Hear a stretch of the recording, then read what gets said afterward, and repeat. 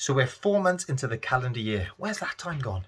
It's the perfect time to have a look at the eBay numbers, see how it's all performing against the targets we set at the start of the year. And if we need to, make a few changes of strategy before the boot sale season and that big sourcing opportunity really kicks off. So while the laptop fires up, let's just recap about what my eBay targets are. Remember, I only do this part-time. I do this as a hobby to supplement my full-time income. And because of that, all of this needs to work around my full-time job and my other family and social commitments. Time is a big factor in this, and I have a very limited amount of time that I can put into this, particularly if I do YouTube as well.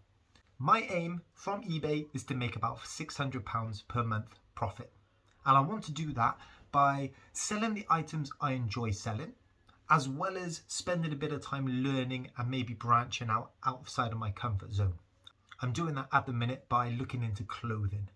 I do need to keep the amount that I sell at a reasonable amount. I like to have a steady stream to keep it ticking over, but I don't want it to get out of control. I don't want to be spending hours and hours per night packing things up, you know what I mean? But the way that my eBay is structured is I like to keep a nice variety of price points. I like to have some cheaper items that sell relatively quickly, as well as some nice higher price items that I don't mind hanging around a bit longer as long as they sell for that premium price. All in all, my total aim, £600 profit off of eBay. We're not going to focus on YouTube and what I want to get out of that too much. We're going to keep this focused on eBay. I've got my sales dashboard up, and I'm looking over this calendar year so far.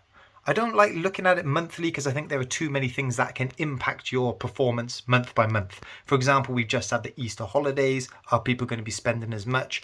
I think 4 months gives a good snapshot into where you're really at.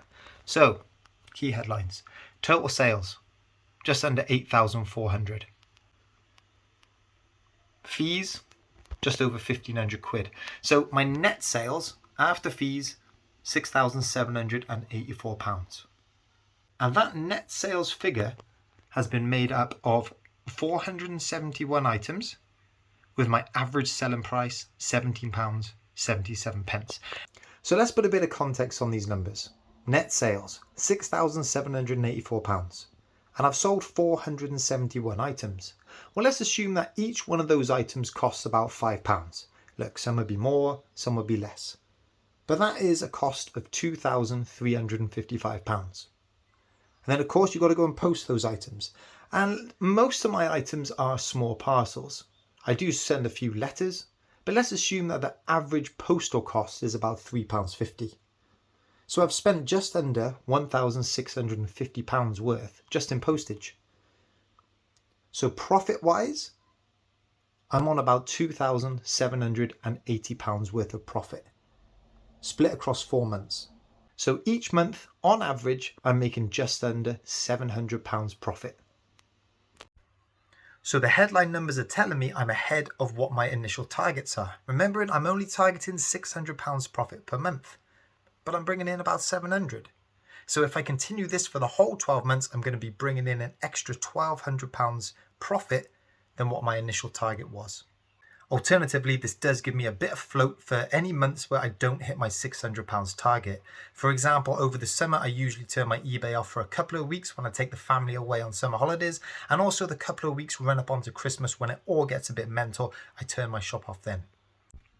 But I want to focus on these numbers a bit more. Quantity sold and my average sale price, particularly those percentages. Because these percentages are a comparison between how I'm performing now and this time last year over the same period. And you can see that my quantity sold is up 1.7, but my average sale price is down 0.9%. Now, is that really the trends you want to see? If your total sales number is going up, but your average price is going down, it means you're doing more work to make the same amount of money. Now, most people will want to see that flipped. Your average sale price up, total sales down, you're doing less work to make the same amount of money. But in this case, we need to put a bit of context on those percentages. I've sold 471 items, and that's an increase by 1.7%. So 1.7% equates to about 8 items, 8 extra items sold in 4 months, an average of 2 items per month. To me, that's pretty much exactly the same. And a dip of 0.9% in my average sale price, that equates to about 17 pence per item. Again, it's about the same, isn't it? So what this is telling me now is the first 4 months of this year have been the same as the first 4 months last year. And that's where I want to be. I've got a nice, stable, steady thing going here. I know how much I'm bringing in. I know how much work I need to do to bring that money in. I know how much I need to source. I know the type of things I need to be listing, the numbers I need to be listing.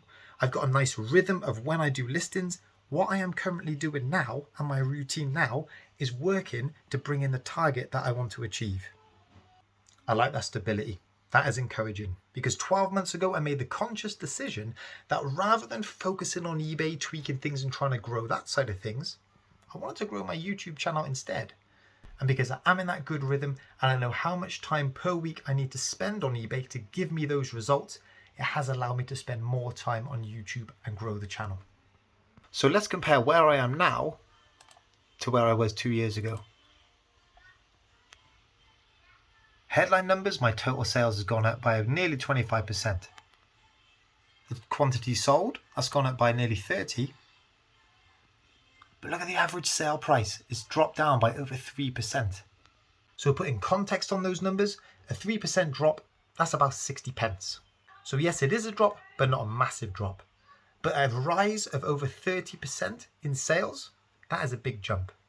And what that's telling me is, I haven't really changed what I've been selling over the past 2 years. My top 5 categories are still very much in the toys and games section, but I've found a type of item and a price point that really works for me. And the way that I've really grown what I've been doing on eBay, rather than changing the type of stuff I've been buying, it's been all about increasing the quantity. And I think that that's a natural thing to do. I've become a lot more efficient with how I've been using eBay. My whole setup and my rhythm is more refined and structured. Even though I'm selling a lot more stuff, the amount of time I spend doing it probably hasn't actually changed that much.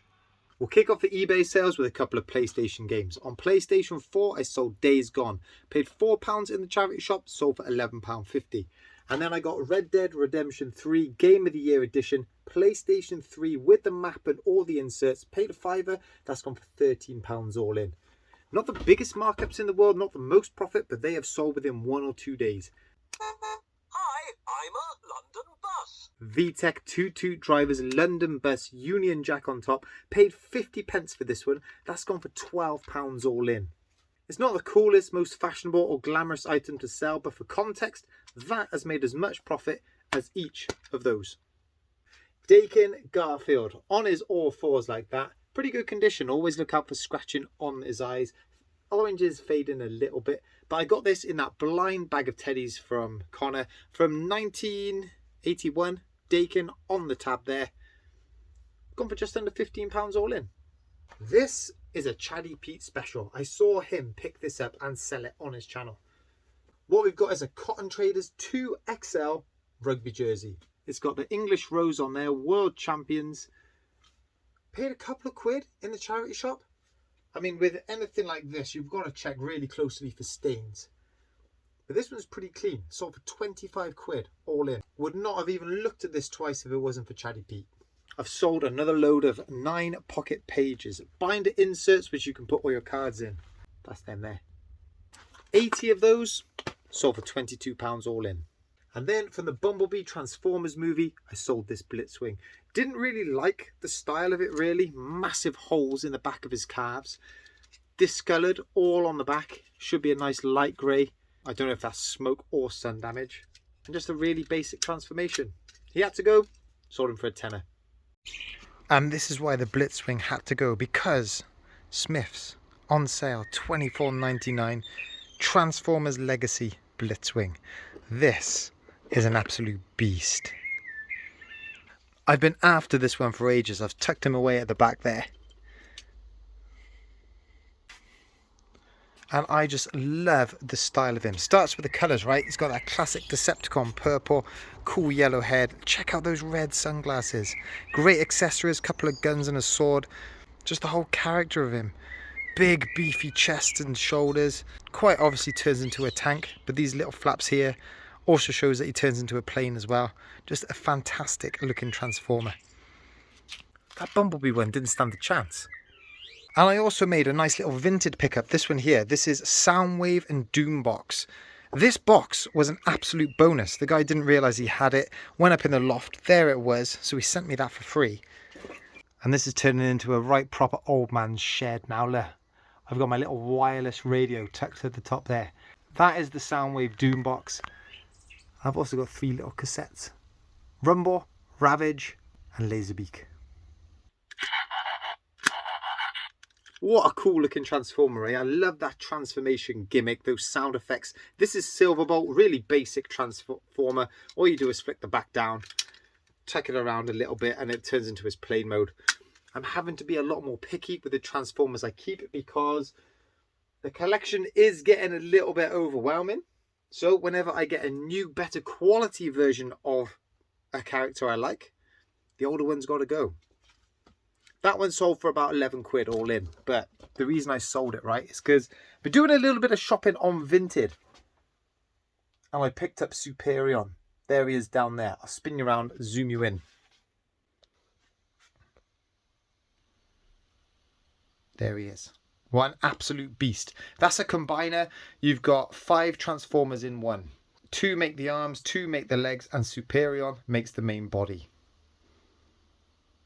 Paid 50 quid for that one, and that's an absolute steal for that transformer. It's not complete. There are a few of the little guns missing, but it was a really good, affordable way to add that one into the collection. I sold this Airfix model, Ford 3-litre GT. Paints, glue, brushes, everything you need to get going. Brand new and sealed.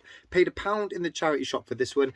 Not many listed, and the sell-through rate was okay. So I decided to price this quite high.